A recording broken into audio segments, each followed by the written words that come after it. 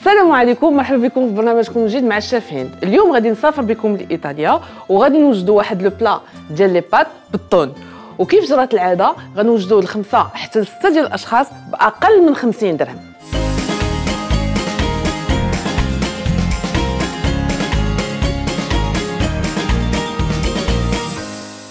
دابا غادي ندوزو نشوفوا طريقه التحضير ديال هاد لي بات ديالنا. نسلقوا لي بات ديالنا.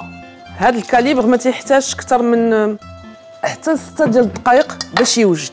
غنخليوهم على جنب وغندوزو نوجدوا لاصوص. غناخذ المقله ديالي، نديرو شويه ديال الزيت.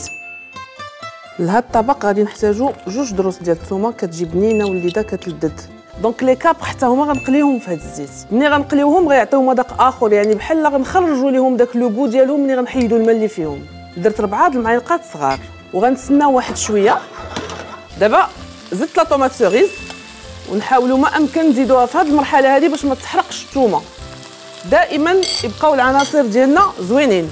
نتسناو واحد شويه غير تطلق راسها ونتبعوا الوصفه ديالنا. اذا لاحظتوا معايا انا ما درتش الملحه، انا كنفضل نصوبوا لاصوص ونخليوها هكا كتعلك ونشوفوا حتى لاخر لحظه ملي نصفيو لي بات عاد نذوقوا، وداك الساعه الا خاصنا الملحه نزيدوها. لاصوص ديالنا كيف ما كتشوفوا بدات كتوجد، وباش كنعرفوها ملي كتولي هكا لا طوماط سوريز داك لابو ديالها بحال تتقلع منها ولكن ما معجناش، خاصها تكون في هذا الشكل هكا.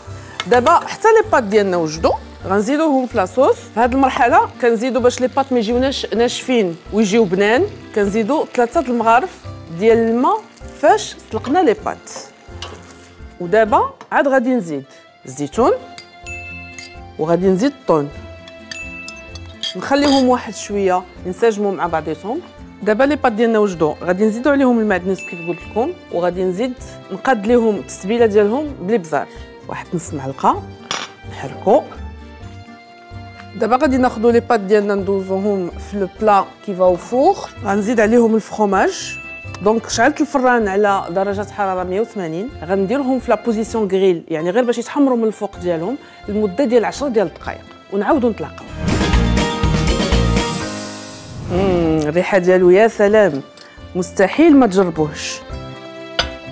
وكيف ما ديما كان التحدي ديالنا اليوم اننا نوجدوا ل5 او لا 6 ديال الاشخاص طبق باقل من 50 درهم.